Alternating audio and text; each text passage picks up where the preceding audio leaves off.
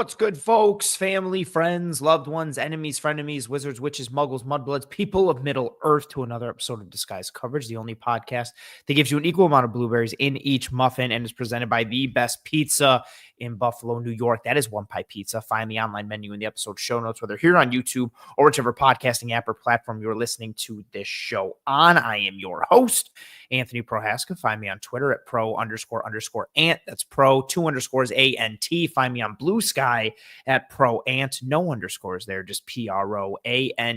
In this episode of Disguised Coverage, we will be diving into the defensive pillars of the 2025 Buffalo Bills defense. If you didn't know by what I just said, or by the title, or by the episode description, or by maybe one of the posts on social that led you here. And, I think this conversation could be had for the offense, but I don't think it's as fun or as conversation driving because so much of the offensive success is tied to Josh Allen, the really good offensive line they have, and then the schematic usage and what Joe Brady has done, successes that different offensive coordinators have had. And so I don't think the offense is too much of a story going into this year other than what wrinkles do they add? What tweaks do they add? Wink, wink, nudge, nudge, more pistol, please, more pistol, and some other gap scheme stuff, and, some 6 offensive lineman continuation and some blast motion and some of the little tweaks that they showed at the end of the year but didn't really lean into. Conversation for another time. But I think for the most part, this offense is built to succeed in this league. You have the MVP quarterback, who even if he isn't the MVP, one of the best quarterbacks in the entire league. You have a very, very, very good offensive line. You have a very, very, very good run game, and you are built to succeed the way that good offenses succeed in today's NFL with condensed formations, marriage of the run and the pass to a degree. They could use more play action, but really putting defenses into run pass conflict consistently and being able to access a good amount of the offensive menu while being in different personnel groupings, formations, and alignments. The defensive side of the ball, I think, is a bit more of the story for me going into this year, just because of what they continue to be year in and year out from a playoff standpoint and what that looks like in the fans' eyes. Now, I want to say, or kind of preface all of this by saying injuries have significantly impacted the Bills defense the past several years in come playoff time. It really seems like when we get down to the end of the year, not only are they missing guys, they're missing like some of their top guys. Some of these pillars, actually, that we're going to talk about in this episode have been banged up in these big games when they've needed them most. Sometimes, and through no fault of their own. I know it's hard to kind of place blame on a guy for an injury, but I know some will. But so injuries have definitely played a role. But I think the defense is more of the questionable unit going into this year. There are some questions on offense, right? Like, let's not kind of put that past anything. Does James Cook build on his year from 2024? What does Keon Coleman look like going into year 2? Do we get a jump from Dalton Kincaid? Is there more Ray Davis? What does Josh Palmer look like? Is Elijah Moore a regular contributor? Does Khalil Shakir continue to uptick? But I think those conversations are more individual driven and more, I don't want to say not as consequential, but I'm going to say that not as consequential because the offense has a winning formula, no pun intended there, and they're going to be able to replicate it and build upon it in theory for 2025. But the defense is a unit that, again, unfortunately, at times has really come under fire from the fan base. It seems like year after year, it's the defense that's letting down this team in a lot of the fans' eyes. And so I thought this would be a fun episode to do. One, to kind of talk about and kind of align on who the better players are on this Bills defense, who kind of sets the tone, who are the players that are in position to be difference makers, kind of, so to speak, as the pillars of the defense, but also juxtaposing that with their peers at their position groups league-wide. I think that's a very important conversation to have for this Bills defense, but especially for this Bills team as a whole, which is a good team, obviously, with where they've been the past several years, the success that they've had. And again, you can say, well, they keep losing to the Chiefs or they have won a Super Bowl. They've had a lot of success in the McDermott and Bean era.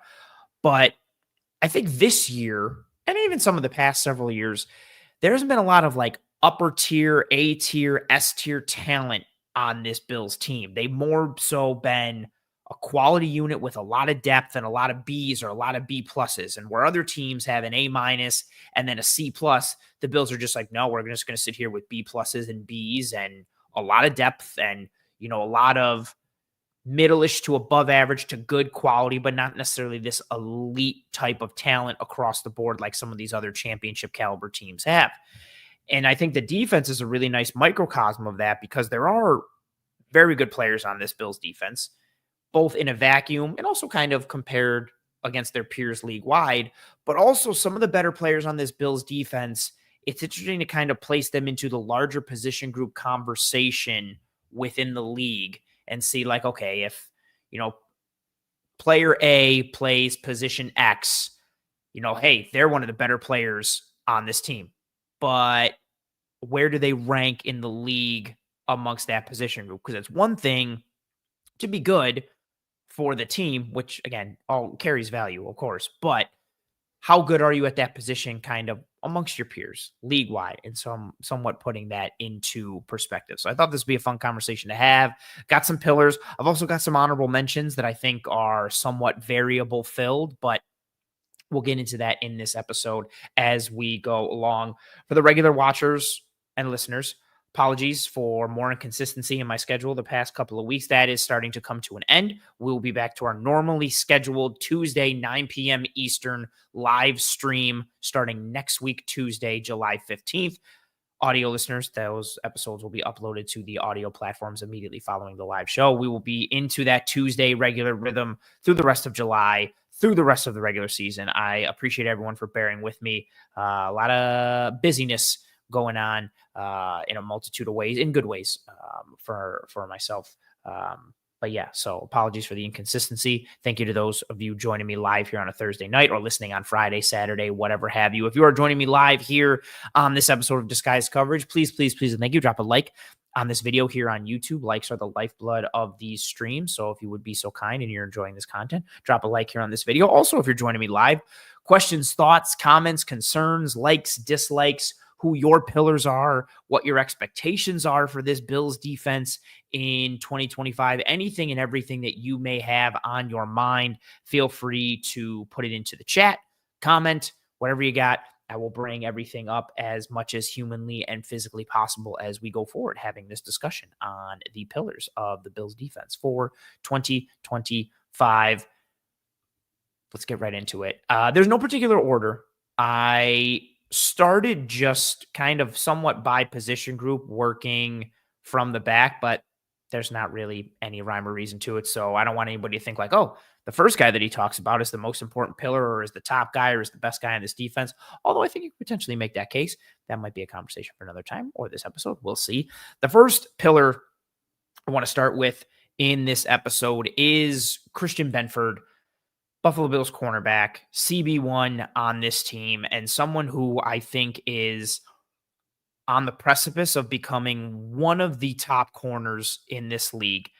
I think he's one of the most underrated players in the entire NFL. And I say that from the perspective of, if you ask most fans across the league, even actually, honestly, even a lot of analysts, like not really many people are talking about Christian Benford. I don't even know how many people know Christian Benford aside from the fact that he's got like a weird number, which is a 47. Like usually good dudes don't rock that kind of number. So I don't know if that doesn't track for people or it's because the Bills defense isn't the sexiest from a name recognition standpoint. But I think Christian Benford is one of the most underrated players in the league in terms of how much he gets talked about versus how good of a football player he is. He was my top breakout candidate for 2024.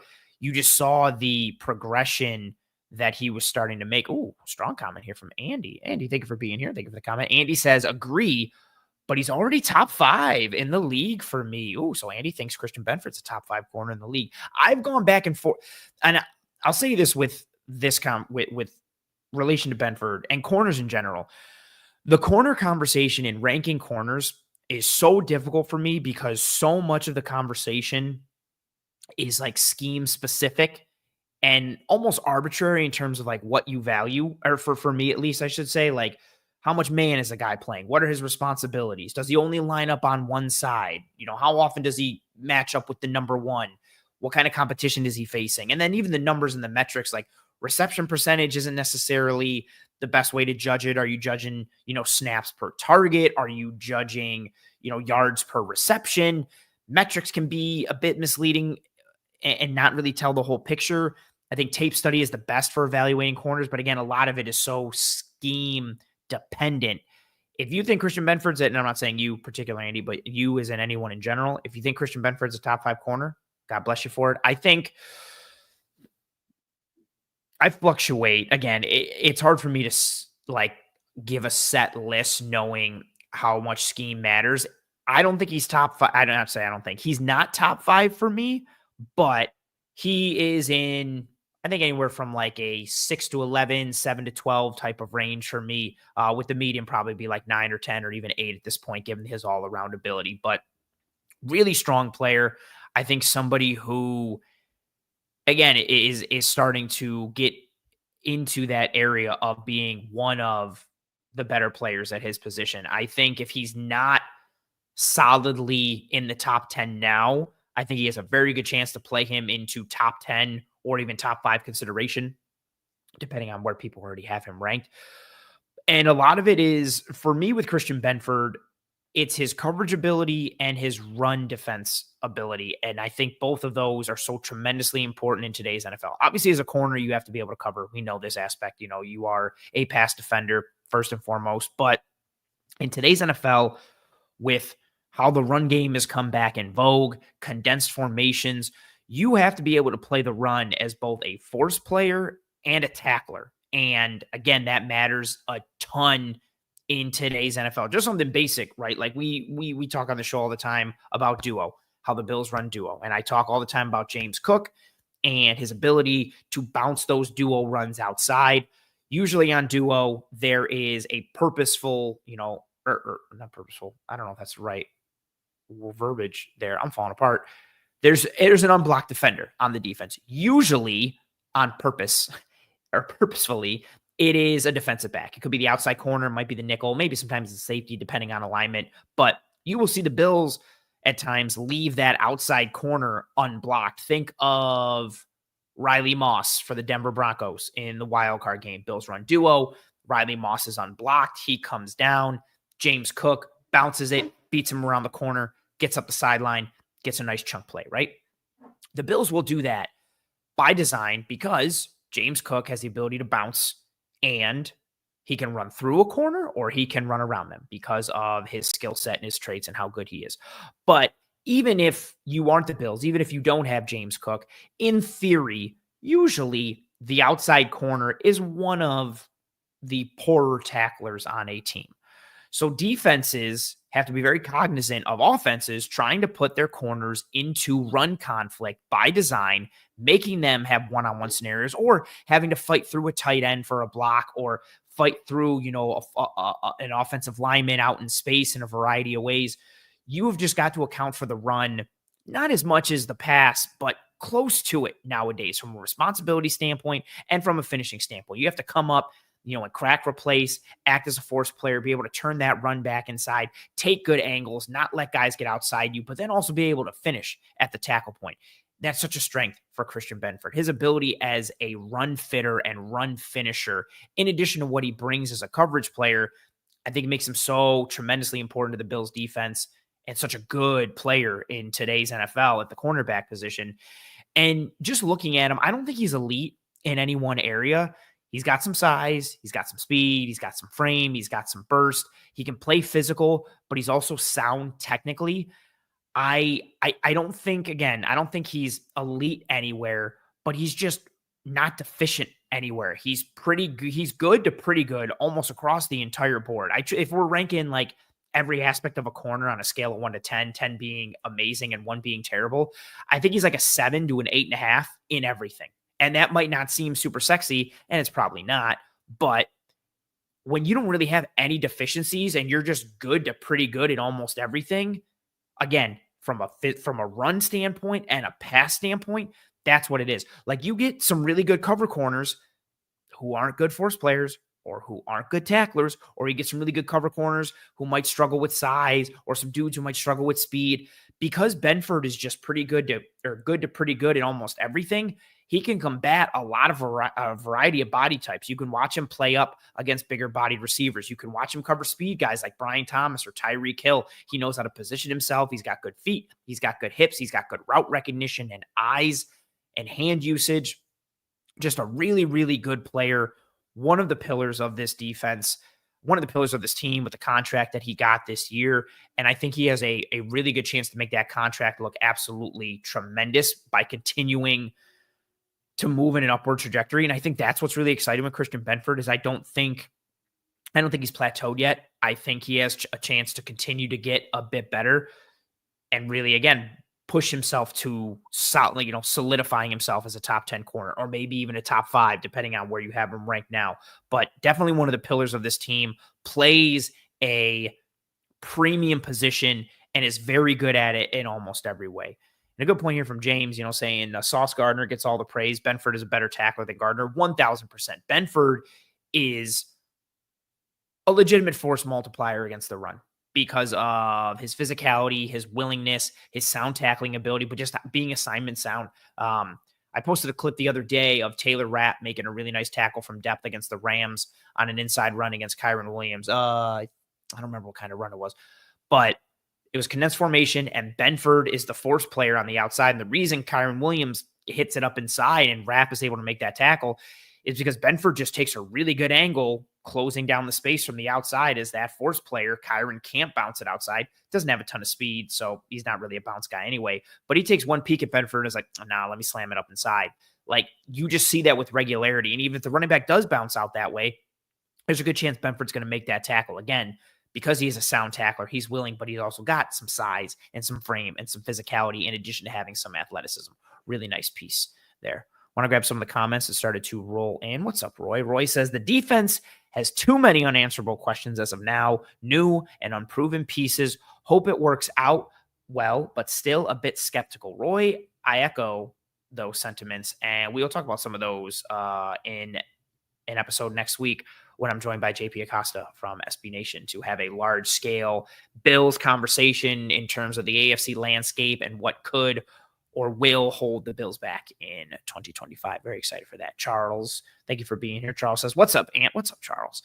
The Bills have been top 10 defensively in EPA per play under McDermott every year, despite the lack of star power. Hashtag coaching. I think it's a fair point. I think for as much as the defense has been a letdown for fans in the playoffs, I think what gets lost every year is how the Bills are able to consistently have a good unit and a well-coached unit despite not having the most talent or the lack of star power, like you said, or being able to overcome injuries, being able to take second and third and even sometimes fourth string guys and get them to play above their pay grade or above their depth chart level for 1 game, 2 games, 3 games, 4 games.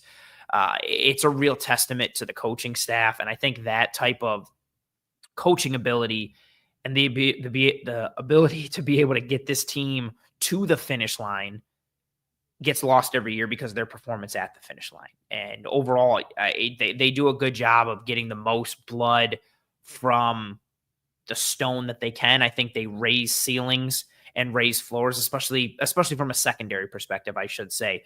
But I think that aspect gets lost, the development piece, because of the lack of development at certain positions and kind of how the season ends every year puts a bad taste in fans' mouth. Even just their ability to consistently generate turnovers, like that aggressiveness and that ability to attack the football and create negative plays, something that is traditionally hard to sustain and create year over year, yet the Bills seem to be able to continue to create it and sustain it year over year. Good point there. What's up, RJ? John Robert coming in, talking about some offense, saying our offensive line was rated 3rd best. Yeah, I think PFF put out some rankings. I think the Eagles and Lions were 1 and 2. I don't know who was 1 and who was 2, but yeah, I think the Bills was 3. It was nice to see them get that recognition because I don't think that was really happening during the year last year, despite them being a very good unit. Cynthia's here saying, go Bills, go Bills. Cynthia, appreciate you. RJ saying Sauce wasn't good the last couple of years, really. Yeah, he started to fall off a little bit, really only plays one side of the ball. I think he kind of checked out a bit with the lack of success, which is understandable, but also really disappointing. I'm interested to see if the Jets are more competitive this year, if he goes back to being a bit more competitive, especially from a coverage standpoint. But also not having DJ Reed there anymore is very interesting. He's playing opposite of Brandon Stevens. So he needs to kind of step up because they've gone from having one of the best corner tandems in the league to not having one of the best corner tandems in the league. Connor says the 2025 Bills will be on par with the 1985 Bears. I have a hunch. That's very high praise. We will see about that.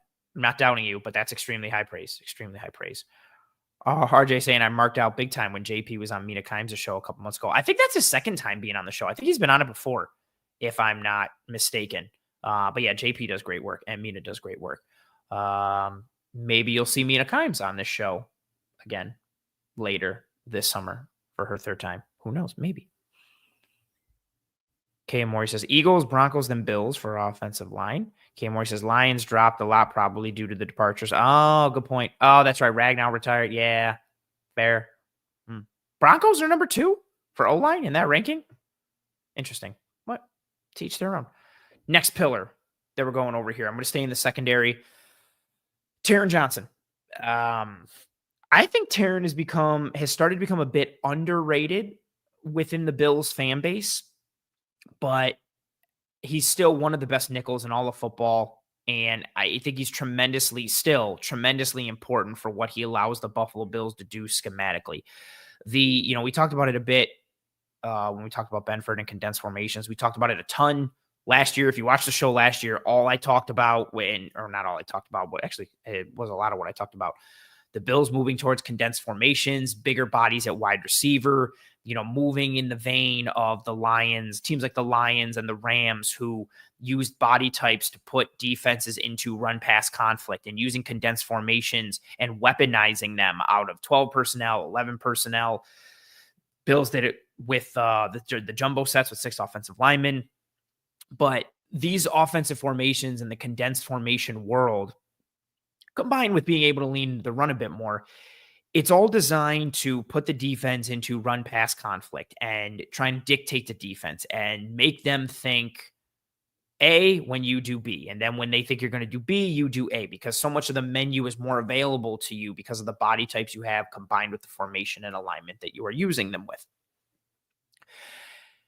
Taron Johnson allows for the Bills to fight fire with fire a little bit in that regard.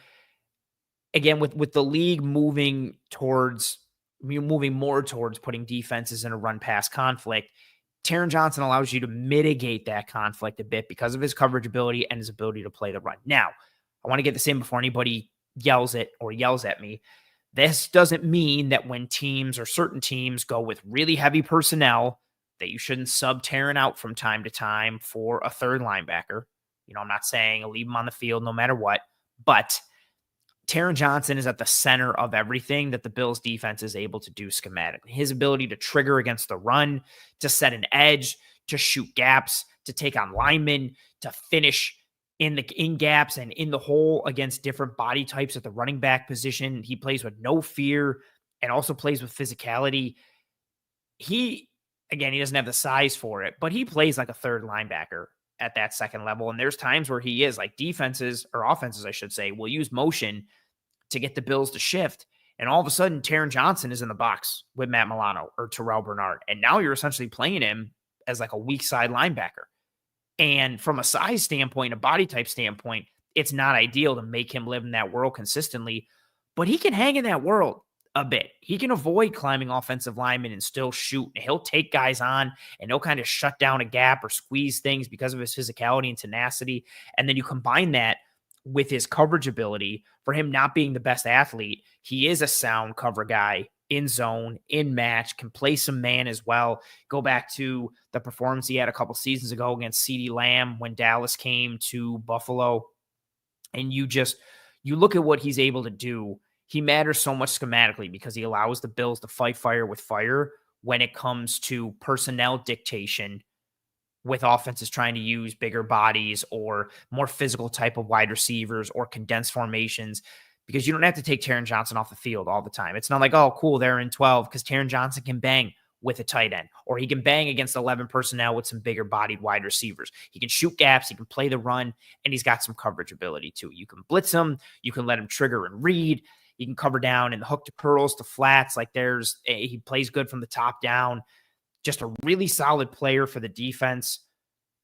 An all-pro a couple of seasons ago. And I think that's part of what makes him such an important piece for this defense is not only does he matter so much schematically, but he's one of the best players at his position across the league. I think for years it was him, Mike Hilton, and Kenny Moore as the best slots and nickels in the league.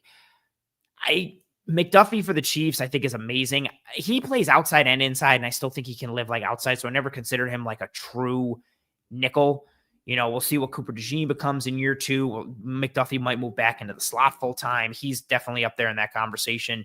He's probably the best slot in the league if we're considering him like a slot only caliber type of dude. But Taron at worst is a top 5 nickel in this entire league, but he's likely top 3. You can make a case that he's the best, depending on your flavor and how it's swinging for you that day. But an all-pro, former all-pro at the position, one of the best at his position, and a position that's sneaky premium in this league with how offenses are trying to dictate to defenses with personnel and formation and alignment. Connor following up on his comment from earlier, he says, an earlier jest, but I do feel good about the Bills defense going into 2025. There are a number of new players, but the defense is going to be better than last year, right?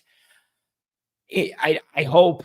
I don't know. My biggest concern for the defense, and we're going to talk about this a lot in next week's episode, my biggest concern with the defense is the areas where I thought they needed improvement or tweaks from a philosophy standpoint or a schematic standpoint, they didn't really tweak and they didn't really change. They kind of just leaned harder into the stuff they were already leaning into, which is all right. Like, so if there's 2 categories, they were like a 7 in one and like a 2 in another. Now they're like a 9 in one, but they're still a 2 in the other. So I still think there's some deficiencies on this defense, especially from a run defense standpoint.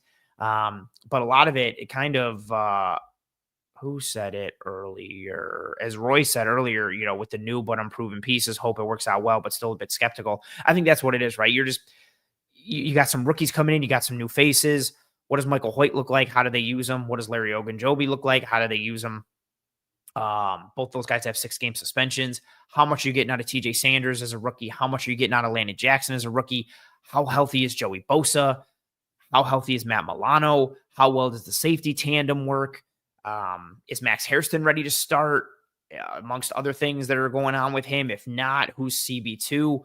I think this defense can be a solid quality unit. I also think you can make the case that the defense is could be a weakness and things don't work out. Like, I really do think there's a wide gamut of possibilities for the defense, across the board, really, from the front to the back, from the back to the front at a multitude of spots. So I think it could be a little scary.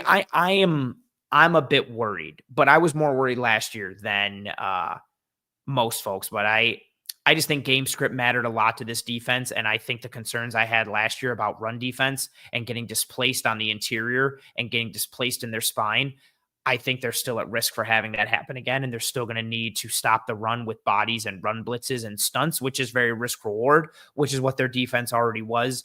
Very reliant on negative plays and takeaways instead of just getting stops and kind of stonewalling offenses. But we'll see. And a larger part of that conversation, again, not to, pass this off, but a lot of this conversation will be the focus of next week's episode with JP, which I'm very excited for. Oh, John says, who do you think will be Taron's backup? Part of me wants it to be Jordan Hancock from Ohio State, their rookie, but, known quantity perspective and, it's better to go with the devil that you know. Cam Lewis performed very well last year as Taron's backup, and he's also got some safety ability. I think it'll end up being Cam Lewis, but I think there's a good chance Hancock potentially makes some noise there. Charles says, this could be a whole episode. Charles says the top 5 players on the defense specifically that need to take another step forward in their play for the defense to thrive this season. Wow. Oh boy. Cole Bishop.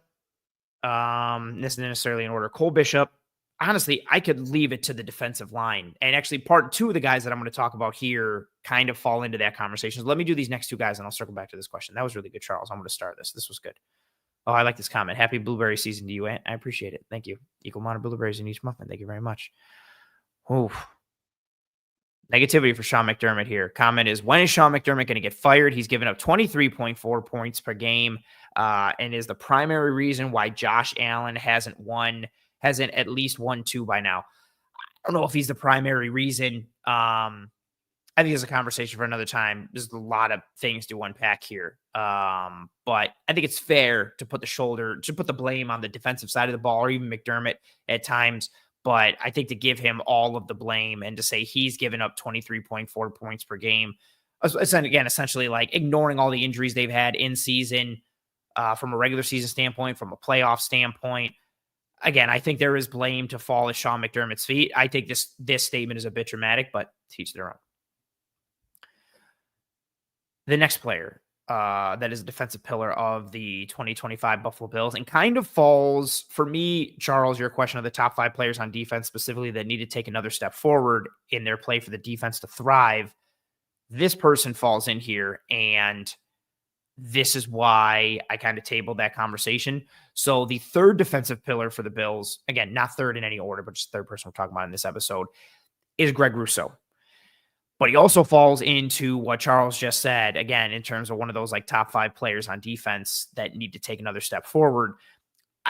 This shouldn't come as any surprise to anybody who watches or listens to the show. What I'm about to say, I've echoed a lot this offseason. I think Greg Rousseau is one of the best run defenders in all of football, not just amongst edges, not just amongst defensive linemen, one of the best run defenders in all of football across the league. I think he needs to take a jump as a pass rusher. I recognize that his pressure numbers have improved year over year, as has his pass rush plan and technique. He really has started to take advantage of his length and knowledge of the game as a rusher, being able to go through guys, being able to develop an inside move, being able to rotate through things a little bit. So I do think he's improved as a rusher year over year. Currently, I still think he's more of a Robin than he is a Batman. But he's on an upward trajectory, so he could become a Batman potentially this year. I just think as a rusher, he's just not there yet in terms of a guy who can get you a bucket at any time as a true edge one. I think he's more of an edge two. Again, a Robin to a Batman. But as a run defender, legitimately an edge one of the best run defenders across any position defensively in all of football. Also, I mentioned this before on some of the shows, like 70 pressures last year, regular season, postseason, very nice. 28 of them came in 3 games. 2 of those games were against very bad offensive lines in Jacksonville and Tennessee. So he really ate in 3 games that really inflated those numbers. But again, dominate bad guys, that's fine. Eat against bad teams, that's fine. Be able to impact the game. I'm not saying he's bad. Just adding some context for some things. But part of the reason why I think he's so much in that conversation of like a guy who needs to take a step forward. And again, I've said this before, and I said this in the Joey Bosa focused episode that we had about a month or so ago. I think the Bills need Groot to make a jump to a true overall edge one versus the run and the pass, because Joey Bosa is a wild card due to his injury concerns. And if the Bills are going to have a true edge one as a pass rusher, it's either their best shot at that is either Joey Bosa or Greg Rousseau. And if Joey Bosa keeps getting banged, if Joey Bosa is healthy, he is edge one from a pass rush perspective. He can still get it done. He's actually a good run defender too, but they don't need him to play the run. And why bother putting him out there for extra snaps to get beat up when you don't need him to get beat up? If Bosa's healthy, he is a true edge one as a pass rusher. I think he will be better in this defense than Von Miller was last year and would be this year. So if Bosa's healthy, I think he's their edge one as a pass rusher. He can be the Batman to Groot's Robin. Problem is the injury concerns and the inconsistency that comes along with it for Bosa. So I think they need Rousseau to take that jump to the edge one as a pass rusher, because at some point, maybe a lot, maybe a little, maybe only a little in a really important game, maybe only a little in a game that doesn't matter, Bosa's going to get banged up. He's either going to be out and unable to play, or he's going to be playing banged up and he's going to be diminished. I think Groot needs to take that step up. He is probably the most important person that I think needs to take another step forward in his game.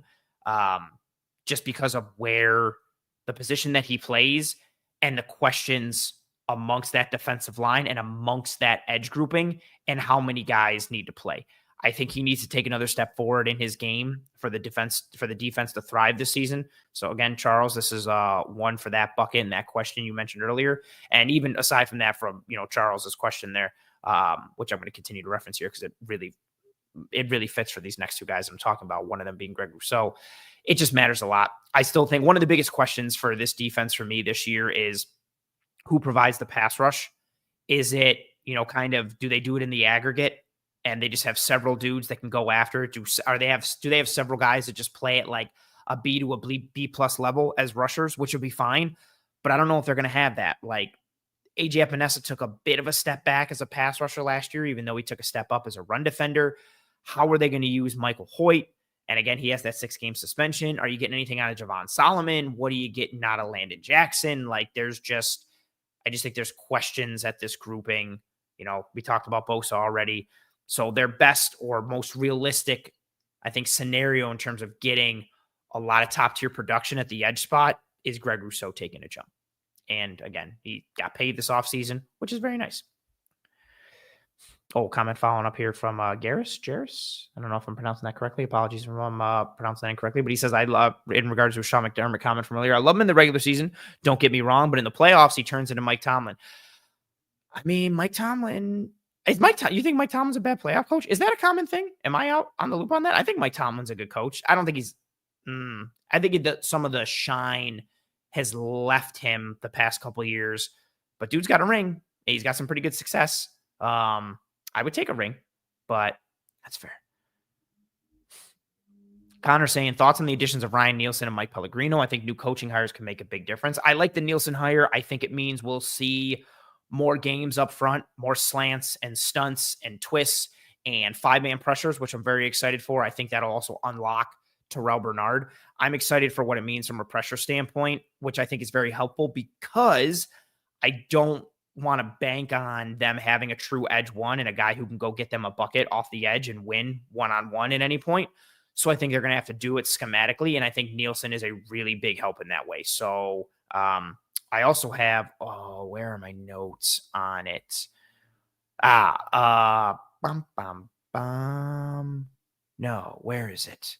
I had the 5-man pressure rates. Yes. The 2024 Jags, Ryan Nielsen was their defensive coordinator. They had the 3rd highest 5-man pressure rate in the league. And in 2023, when he was defensive coordinator of the Atlanta Falcons, they also had the 3rd highest 5-man pressure rate in the league. So I think it's safe to say we will see more 5-man pressures. I just don't know how much because, again, the Bills traditionally have been a rush 4 type of group. But when healthy 2 seasons ago, they were throwing more simulated pressures, more creepers, and some more 5-man stuff. So with Bernard and hopefully a healthy Matt Milano and the injection of Nielsen, I'm hoping we get more of that. As far as Pellegrino, I think it means we'll get some more single high stuff, and I think we'll get some more man coverage. Not necessarily to a Patriot level where they were like league leaders in man coverage and single high, but I think from a high leverage or a higher leverage standpoint situation, like maybe more on 3rd downs, maybe more in the red zone, maybe against more certain looks. I think they're just bringing in Pellegrino to help coach up guys and restrict airspace, and more man coverage is something that I want to see within this defense, and more press, both in man and, it could be press bail, whatever, but I want more actual press man, jam guys at the line. Could be a soft shoe where we're just, taking away space with our body and with our feet, but I want to reroute guys. I want to disrupt timing, and I want to restrict airspace. So I am a fan of both of those moves. Another follow-up here from Garris. Again, I'm going to keep saying it, and maybe you corrected me down at the bottom, but I haven't reached that yet. Who says, don't get me confused. I don't want to be a negative Nancy, but I have the same feelings towards Mike Tomlin and Todd Bowles.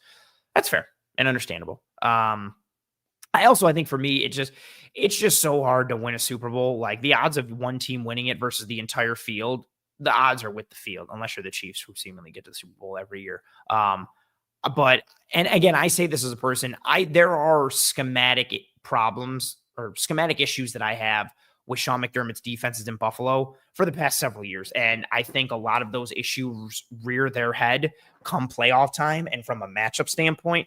So I'm not some huge proponent of him, but I I just don't know.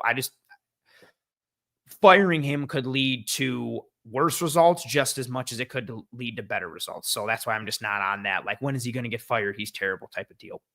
And again, the variables of injuries and talent and lack thereof, but you could also tie that into development, yada yada. I think there's so many variables and so much context there. But I do think your thought process isn't crazy, and I do think it's fair. I'm just not on that kind of fire McDermott wagon at this point. Connor says Groot 28 sack, defensive player of the year 2025 season. That's funny. John Roberts saying, I read Greg Rousseau may play inside more. He could, you could see him inside. You could see Hoyt inside. You could see Epinesa inside. You could see Bosa. You could see Landon Jackson. I mean, they've got a lot of flexibility once Ogunjobi and Hoyt are back from suspension in terms of who they can line up where, even with Ed Oliver and Sanders, like they have a lot of rush flexibility on the interior. Not so much from a run defense standpoint, but from a rush standpoint, sure. Charles saying Groot is paid like an edge too, to be fair. I feel like, let's see, from a total value standpoint, he is 1, 2, 3, 4, 5, 6, 7, 8, 9. He is the 9th highest paid edge in the entire NFL from a total contract value standpoint. And from an average annual value standpoint, he is 1, 2, 3, 4, 5, 6, 7, 8, 9, 10, 11, 12th from an average annual value standpoint. I was going to say, I wanted to confirm that. Similar from a total guaranteed standpoint, similar from a fully guaranteed standpoint, he's 1, 2, 3, 4, 5, 6, 7, 8. I wanted to confirm. I want to get the numbers just before I spoke on it. I think he's paid more like an edge 1. I think they paid him now with the thought that he will continue his upward trajectory. And a year or two from now, he's a true overall edge 1 because he is still getting better. Like the ceiling, I don't think he's hit the ceiling yet. I don't think he's going to plateau. I don't think he has plateaued. It's just a matter of, does he keep going up at this level, or is it more of a flatter type of line that he goes up? But yeah, I think he's paid more like an edge 1 just from the actual monetary standpoint. He's paid like a top 10 edge in the league. I don't know if he's in a top 10 edge in the league overall. And if he is, it's more because of the run defense standpoint. But fair point. Roy saying, sitting here wondering if Ed Oliver is on your list, 2 to go. We'll see. John Roberts saying Greg is only 25. He should have a long career. I agree. James saying defense has to get off the field on 3rd down, one of the worst in the league, and 2 relying on turnovers. I don't know where they stood from a league-wide standpoint, but yeah, I really feel like they got gutted on a lot of 3rd downs last year in not great ways. Yeah. I kind of want to look that up. Can never find that. K. Morey says, speaking of coaching hires, what's your opinion on Rebovich? Green Bay fans seem to not like him, but he's been in charge of some really good D-lines in the past. You know what? I haven't watched a ton of Packers tape from a defensive standpoint. I've watched a ton of Packers offense. I love what they did from a run game standpoint last year. The pony personnel stuff, the gap scheme stuff, the motions that they were using. I really, really, really like their run game, and Jordan Love and Tucker Kraft and Josh Jacobs. So I watched a ton of Packers offense. I haven't watched a ton of defense. My thing with him being there, again, he's an assistant defensive line coach. I still think Marcus West is going to have the largest voice there, or the loudest voice. But Nielsen, I think, matters so much, so much, so much more. I think Nielsen is more the straw that stirs the drink and is more the story. Yeah. Again, I think he'll have a voice, but I can't really speak to a lot of the Packers defense stuff. I haven't watched a ton of their tape from the past years. When I did, it was more like secondary focused and watching Jair Alexander. But yeah, I remember I think he's been with the Packers from like 2022 or 2023, all from like a rush standpoint, like a pass rush guy, defensive line guy. And they've had some talent there and some dudes that have gotten after it. I just don't know much of how much of an imprint he's going to leave or have here, given the presence of Marcus West and then Nielsen as well. Bum, bum, bum, bum, bum, bum. Comment here from Garris. Yes, without a doubt. Tomlin, as far as defensively, is bad in the playoffs. I'm a Jags fan, so imagine how surprised I was when we beat them in 2017 with Bortles at QB and our only weapon being Fournette. Bro, that year, the Jags were what? It was like what? 3rd and 19, like a 3rd and 19 or whatever completion from Tom Brady to Julian Edelman.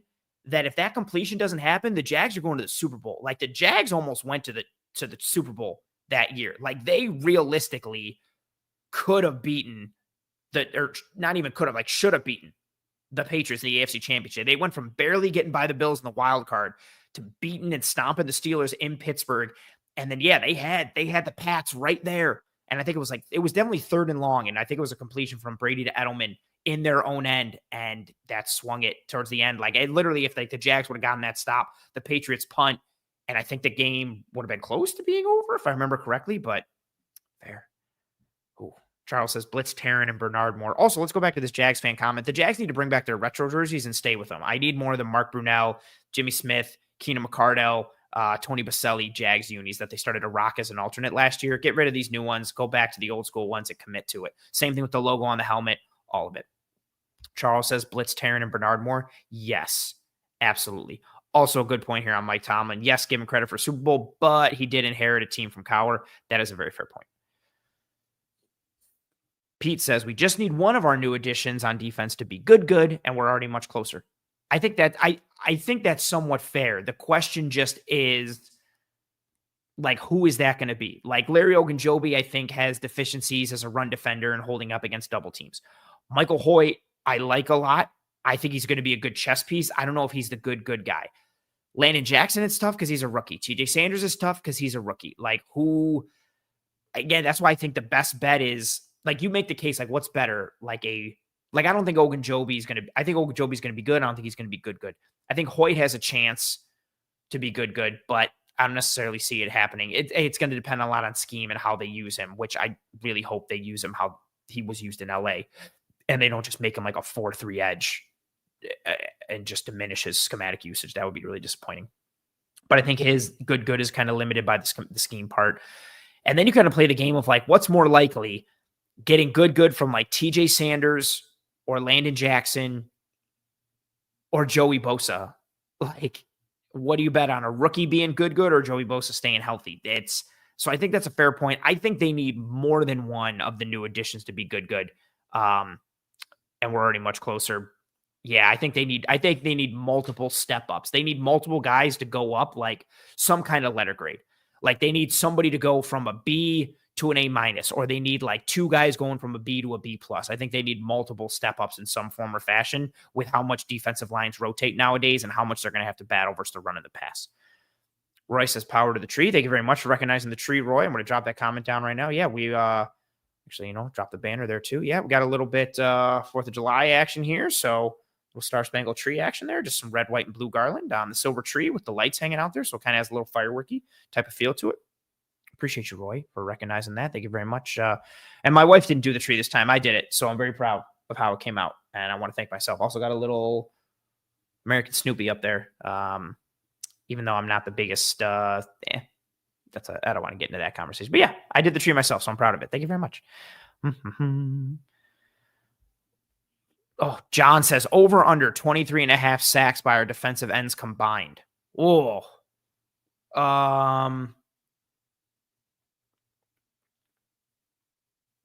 Wow. By just the defensive ends, that's tough. I'm going to under. Under. Yeah. Damn. Yeah. Sorry to bring up that painful memory for the Jags. You guys should have beaten the Patriots. Should have been a Jags Super Bowl. Pete says, realistically, Bosa is the most likely stud in a lot of ways. He was nice in the playoffs, at least. And then Pete follows up by saying, I'm pulling for Sanders to find his rhythm as the season progresses. I think Sanders is going to be fine as a rusher and as a penetrator and a gap shooter. My question with Sanders is the same question I have for the majority of the interior defensive line that they have is, what happens from a displacement standpoint? When someone throws a double team at him, does he get blown off the ball, or is he able to drop the knee or anchor and withstand that double team? Can he reduce his surface area? Can he gum up the works? If he can't, how much of a liability is he? Is he able to win with penetration consistently? And what does the Bills defense do, right? Are they just setting guys up for success by slanting them and stunting them a bunch, doing run blitzes? I just worry about him from a run defense standpoint. From a havoc standpoint, a pass rush standpoint, I think he's got the juice and the violence and the penetration and pop to be a factor as a pass rusher on the inside. My question is more from a run defense standpoint. And then with Larry Ogunjobi, I honestly kind of have the same questions, but with Ogunjobi being suspended, TJ Sanders is defensive tackle 3 going into this season. You got Ed, you got Daquan, and then Sanders is right behind him. Like, Sanders needs to find his rhythm early and to start. Also, I don't want to judge anyone off the first game. Like, I could really see the Ravens offense just coming into Buffalo, and I'm not saying the Ravens are going to win, but I could see them just beating the hell out of the Bills defensive line and spine and people pushing them left, right, and center. Not just Sanders, but like everybody. And then everybody from a Bills fan standpoint being like, oh, this defense sucks. Sanders was a bust, yada, yada. It's just such a bad matchup for the Bills and most teams across the league, but I digress.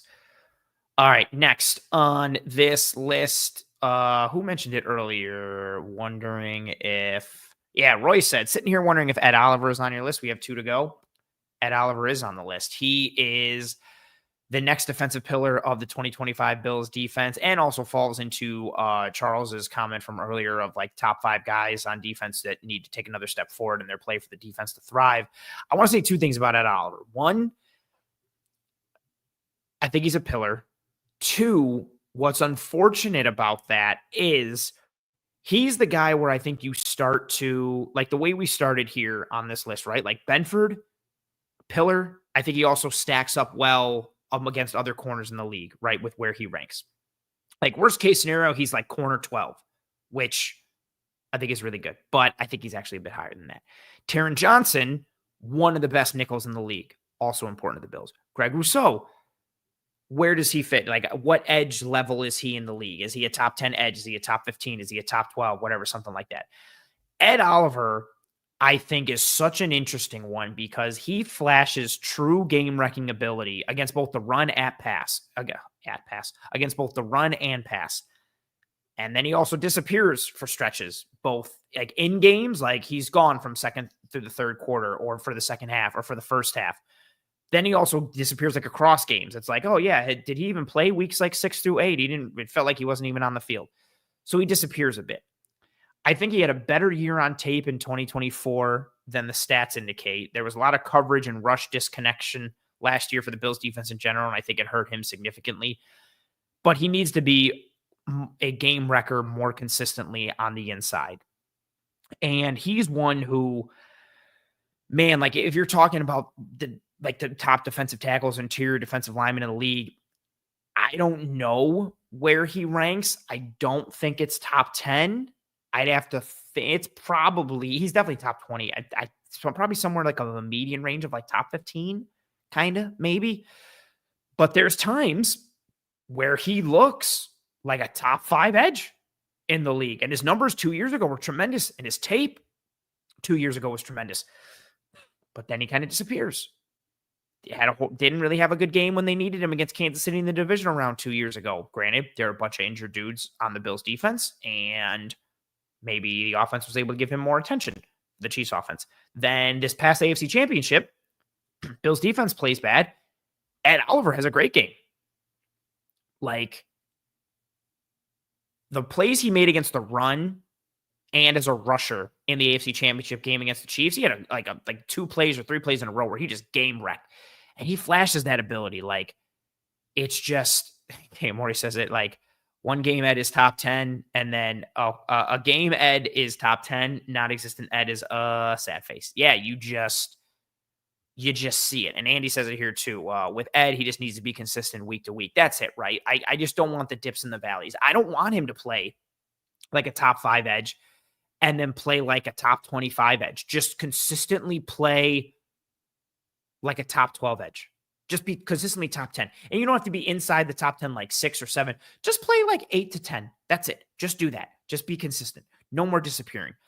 But I think he is someone who needs to take a step up in his game, and that step up is more consistency, as you guys said in the chat, and as I have here in my notes. Like, he flashes that game-wrecking ability, and then you're like, did he play? And then you look at the snaps, and you're like, yeah, he did. Where was he? And then you watch the tape, and you're like, oh, he needs to be more of an impact guy. And with what the rest of that interior looks like, and I talked about it a bit, Larry Ogunjobi suspended for 6 games. TJ Sanders is a rookie. Dwayne Carter has shown very little. We have no idea what we're getting from Deion Walker or anybody else.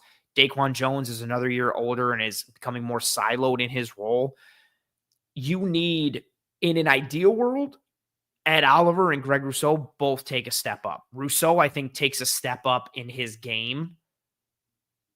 Ed takes a step up in his consistency. I think you need that from both of those guys because there's just questions. These are two veterans within the defense. I know Groot is still young, but these are guys who have been in the system, been in the scheme. They're battle tested. They both need to take a step up in their game in some form or fashion. Again, Groot's is more game related. Ed's is just more consistency related, but they need that. Like, and especially considering Ed is locked into a contract through the 2027 season at a position in interior defensive line where the Bills have questions seemingly every year. Like Larry Ogunjobi's on a 1 year. Maybe Dwayne Carter is even on the team next year. Maybe Deion Walker doesn't work out at all. Like Daquan is older. I think this is his last year on contract. So you're looking at the team next year and it could be just Ed Oliver and TJ Sanders. Like, you need Ed Oliver to step up. And rightly or wrongly, he is one of the better players on this Bills defense. And he flashes like one of the better players at his position league-wide. But then you also get those dips and those valleys in his game where, man, you just don't see him. And I think that's where it like averages out. Like sometimes he's up here and sometimes he's way down here. And this kind of averages out to like here. But the dips and valleys, the ebbs and flows, they are concerning. He needs more consistency to his game. Regardless, he is a pillar. He is one of the more important players on this Bills defense. He just needs consistency, and they need that from him. Man, it'd be really interesting to I don't want to rank him amongst defensive tackles, but I was looking at contracts earlier, and it's a little scary. RJ says Ravens are going to destroy, and I meant looking at contracts in terms of like ranking everybody, kind of just not necessarily like where he's paid, because his contract is paid fine. He's like, I think it's like 14th or 15th, something in that range. But like ranking them, not from a contract, but from like a play standpoint, a skill set standpoint, and production standpoint, yeah, it's a conversation.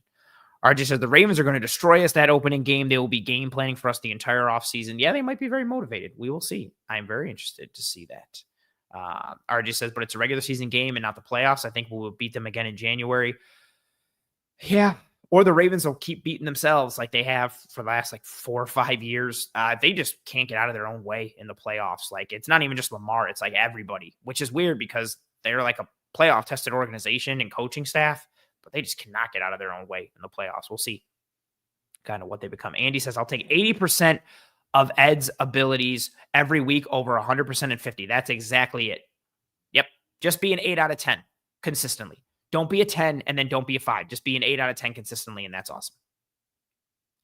Jason says, not only a July 4th treat, but a July 4th Snoopy. This is elite level background game. Thank you very much. Thank you very much. Again, I want to point it out that I did this background myself. This is all me. Normally my wife does it. I did it this time. Just want to shout myself out there. Thank you very much. Claude says, hey, Ant, is this a new day for you? Just a one-off? Just a one-off. I will be back to Tuesdays live at 9 p.m. Eastern. This upcoming Tuesday, JP Acosta joins me, and then I have another guest the following week after that to kick off training camp week. So it'll be good. It'll be good.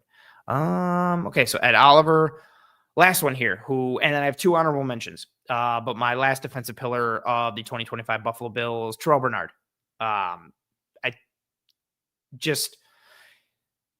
I hate using this phrase. I think it gets overused, but quarterback of the defense, like the air traffic controller ability, his ability to get everybody adjusted and set and aligned, and his progression the past couple of years has been awesome to see.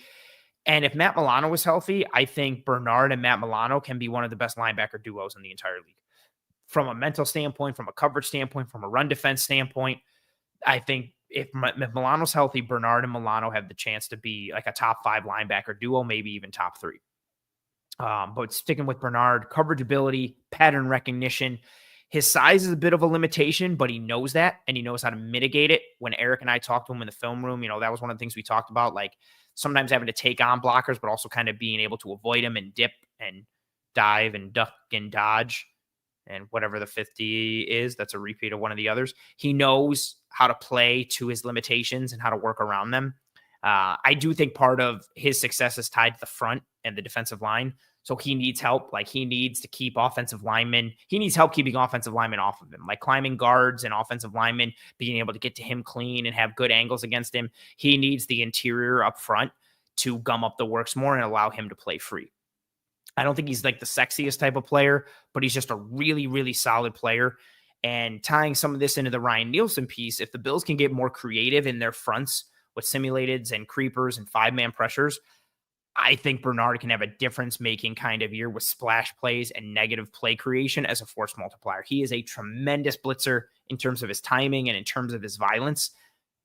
I would like them to use him more in that regard. Oh, as I see this down here, Charles says Bernard's a sneaky good blitzer. Absolutely. Some of my favorite plays of him when he was at Baylor, when I was watching his college tape coming out, were his blitzes. Like, he's blowing up guards, he's blowing up running backs, like he's getting to the quarterback, or he's just detonating on somebody and letting someone else come free.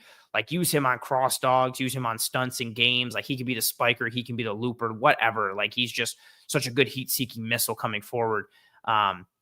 He's a guy who got paid this offseason. He, I think, has started to inherit, so much of this defense from a brain trust standpoint was, Hyde and Poyer and Milano a bit, and Taron Johnson a bit, Tremaine Edmonds a bit, Tre'Davious White a bit. And then those guys kind of stepped away, and Milano got injured. Trey got injured. It was just kind of like Hyde and Poyer and Taron. And then Hyde and Poyer go away. Milano gets injured. And so much of the adjustments for this defense have kind of fallen onto Bernard and Taron Johnson and Taylor Rapp to a degree. But Milano coming back, I think, is a boon to Bernard and a boon to Milano. But any way you slice it, especially with the questions at the linebacker position next year, with Milano's updated contract, is he a Bill next year? We'll see. How healthy is he this year?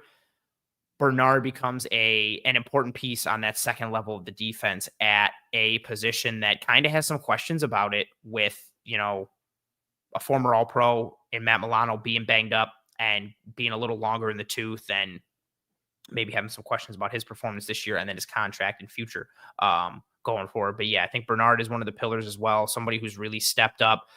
League-wide, I think, is an interesting conversation. I know a lot of, I don't even want to speak on it because I'm not trying to get yelled at, but I know a lot of Bills fans think Bernard is like a top 5 linebacker in the league at times, or an easy top 10. I don't know where I'd rank him, so don't ask me, but he's a very good player within this defense, fits what they do so well mentally and physically.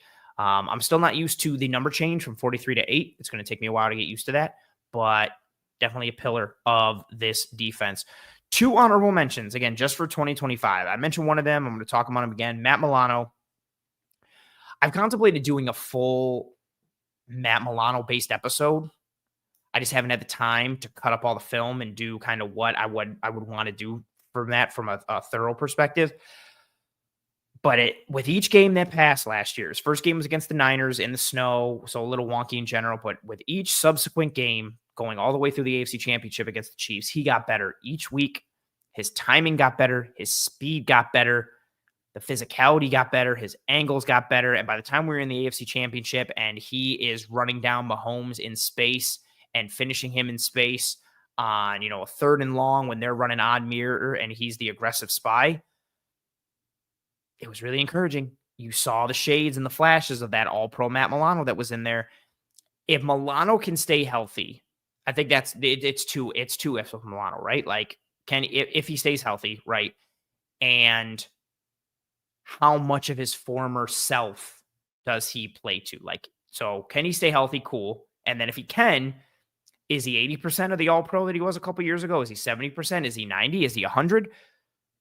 If he is any significant semblance of his former All-Pro self, he is 1,000% a pillar of this defense and one of the better players on this defense. Again, there's 2 former, not including Bosa, 2 former All-Pros, well, and not including Trey White because he's a depth guy, but you can include him in one if you want. But Milano was one of the former All-Pros on this defense. And again, it was just a couple short years ago. I know a lot has transpired in that time, but he was one of the top linebackers in the league like a couple years ago. You could make the case he was like a top 3 like linebacker. It was like, oh man, there's Roquan and Fred Warner, and then it was Matt Milano, or like Fred and Roquan and Milano, however you wanted to put him up there. But like worst case scenario, like Milano was like a top 5, but a borderline top 3 lock at the linebacker spot and had an All-Pro season to match. on tape and with the advanced metrics. If he's healthy, that's step one. And then two is how much of his former self can he be? He's an easy defensive pillar for 2025. We don't know if he's going to be on the team in 2026. We don't know what that means. Obviously, a good and healthy 2025 could lead to him staying around. I do think he's one of the more important players on this defense because when Matt Milano is on, he is just a chaos creator. And him and Bernard, I think, are going to be such a good pair because they both can create chaos and they both can clean up and finish. And being able to have two guys that can do that and play off of one another with the schematic potential of what Ryan Nielsen has been in the past and what I hope this defense realize they need to be this year could be really fun. So again, Milano is an honorable mention for defensive pillar for this year. And then we talked about him a bit, Joey Bosa. I think if Bosa's healthy, he's an easy defensive pillar for 2025 and the best pass rusher on this team. It's just a matter of if he's healthy or not. I did a full episode on him when the injury news broke, a month or so ago. I don't want to bang that drum too much again. We talked about him a bit earlier, but if Bosa's healthy, he's the best pass rusher at the edge spot, the best pass rusher on this team, and a true edge one who can get you a bucket. It's just going to be a matter of if he's healthy or not, which is already a significant if. And then he got hurt this offseason already. So not great. Pete says Bernard has that Johnny on the spot thing about him that shows up at timely moments. He turns the tide and closes a lot of games with splash plays. I think that's fair. I kind of knew what you're going at, but then Pete corrected and made say, just in case somebody was reading, was like, that doesn't say tide, it says tie. He corrected it and said tie. Jason says, and in reference to Milano, what the team did with his contract, it makes me feel like they don't think he is going to consistently stay healthy anymore. They love him, but don't think he will be reliably healthy anymore. And he says, and it does kind of feel like that. Yeah, I second that notion. James mentions that he ran down Bo Nix, not an easy feat. Bo Nix, sneaky athletic, good on the move, good mobile quarterback. Again, with each subsequent game, he got better and better, taking on blocks, shooting gaps, finishing, making plays. Hopefully he doesn't have to play with a brace on that elbow this year. He gets better mobility. He gets better movement. It was really restricting him early on. He was going to make tackles and he couldn't really extend because his arm was kind of bent and in that position with the brace. So he couldn't really get full extension and make plays with his leg, with his arms and kind of reach for guys. And his feet weren't under him yet.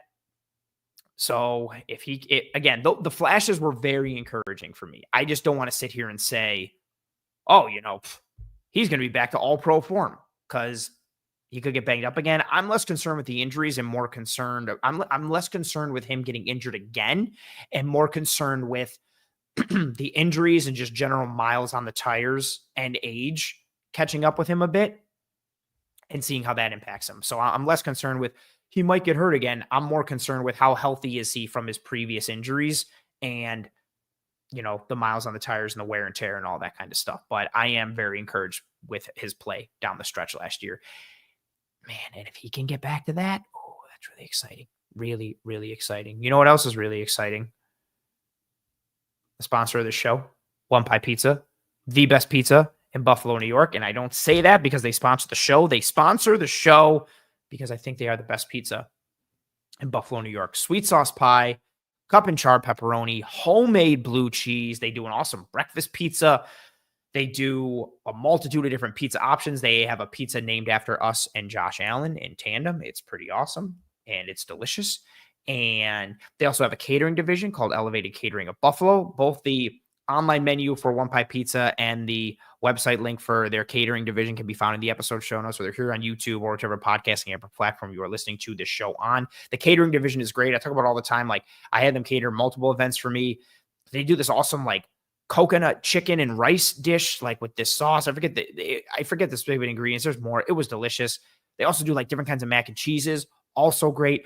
I'm also not a salad person, but they do really good salad. And for me, that's really saying something because I think salad is just leaves and I'm not a fan of it. Just everything they make is delicious, sincerely. And I talk about all the good they do for the community every episode, with just all their different drives and initiatives and partnerships to try and better the city of Buffalo and the community and the people within it. They're really good people making really good food. Go get yourself some One Pie Pizza. Check out their online menu in the episode show notes and check out the catering division website and link all that stuff, all in the episode show notes, whether here on YouTube or to our podcasting app or platform you will be listening to this show on. RJ says, excited. Next week I will be in Buffalo announcing and getting some one pie pizza. Yes, RJ. When you get the pizza, I need this. I need this from you. When you get the pizza, I need you to get at me on Twitter and tell me what. If you want to do pictures, that's fine, or you could just DM me or tweet at me, whatever. I want to know what kind of pizza you got and how good it was and what you're rating it on a scale of 1 to 10. I need to know that. And if you have any specific, if you want me to give you recommendations, feel free to hit me up, but feel free to trust your gut. You cannot go wrong. But yeah, I need to know the specifics and if you enjoy it or not, because it's a big moment. I'm excited for you. I think that, yeah, I'm torn because I'm not give me just a good piece of pepperoni pizza, and their pepperoni pizza is so good, and the cup of char is great, and then the blue cheese is great. But the Cover One pizza, the Cover One Allen Goat, oh, and then that with the blue cheese, it's just like a flavor explosion, and it's fantastic. Yeah, they're both so good. Actually, I think you can also mix and match. I don't know if they did that for me, especially one time. I did a half sheet, and half was cheese and pepperoni, and half was the Cover One Allen Goat. I don't know if they did that for me because of our partnership and because we talk so much, work together now, or if that's a regular thing, but that's also an option. I maybe shouldn't have said that because I don't want to get your hopes up. You can't go wrong, but yeah. And hit me up. Absolutely. Ooh, excited for you. I'm very excited for you. Now I'm hungry and I want pizza, but I can't get pizza right now because I got to say goodbye to everybody. We got to wind down. If you have not already, if you're joining me here live, before you leave, please, and thank you. Drop a like on this video. Likes are the lifeblood of these streams. So if you have not already dropped a like on this video on YouTube, please, and thank you. Drop a like here on YouTube. Likes, again, are the lifeblood of these streams, and they go a sincerely long way. If you are listening on one of the podcasting apps or platforms, that is very much appreciated as well. Please rate, review, and subscribe to Disguise Coverage. The ratings are super helpful and do a lot. So if you listen on Apple Podcasts or Spotify, if you have a quick minute, drop a rating, drop a subscription. But the ratings are awesome, especially on Apple, in terms of helping things to track and trend. And if you have real feedback for it too, I'll take a 5-star rating just for the sake of a 5-star rating. But if you want to give me a rating and actual feedback and comments, positively or negatively, constructively, I appreciate all of it. And I appreciate the time and effort, whatever form and fashion it comes in. I appreciate the kind words coming through in the chat. I feel weird pulling them up when it's just me by myself because I think that's corny to be like, oh, look at these nice things that people said about me. But thank you very much, Andy, for being here and for the comments and for being active in the chat and for the kind words there. And go Bills. For CUP, thank you very much for the claps. And yeah, I hope everybody enjoys the rest of their Thursday night. We will be back to our regularly scheduled live Tuesday, 9 p.m. Eastern show starting this upcoming Tuesday. Excited to get back into the rhythm and routine with that. Thank you very much, RJ, for the kind words there. Hope you enjoy One Pie Pizza next week. Hope everybody enjoys the rest of their week. Tomorrow is Friday. It's almost the end of the week. If anybody is a wrestling fan, enjoy All In this weekend. I know WWE is trying to counter book it with some stuff of their own, but don't care. I will be fully locked into All In this Saturday at 3:00. Very excited. And I hope everybody enjoys their weekend, enjoys the rest of their Thursday night. Please rate and review and subscribe if you are willing and able. Turn on notifications for the Disguise Coverage playlist here on YouTube. Check out the multitude of content we have across the entire Cover One channel.